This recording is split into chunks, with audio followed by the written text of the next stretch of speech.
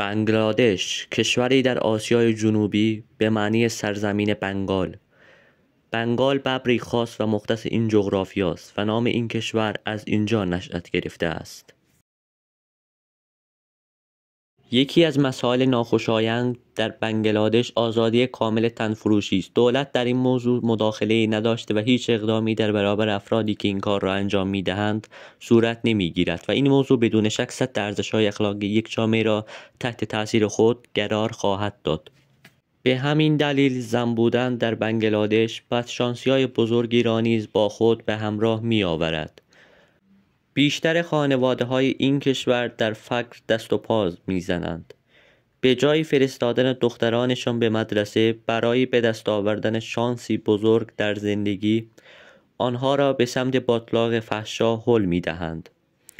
اما فحشا در این کشور به قدری گسترده شده که در شهرها مناطقی شامل هتل‌های مختص این کار وجود دارد که حتی امروزه به شکل مناطق توریستی در آمده است. چون گردشگران خارجی که از این مسئله آگاه هستند، از روی کنجکاوی برای دیدن شرایط و محیط زندگی زنان آنجا به این مناطق می روند و حتی اگر دختری در بنگلادش به سمت فحشا نرود، به احتمال زیاد تا سن 15-16 سالگی ازدواج خواهد کرد.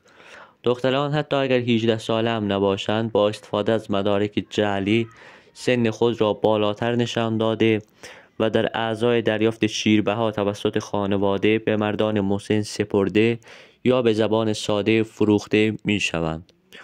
خب رفقا، اینم از این ویدیو از حقایق برخی از حقایق بنگلادش.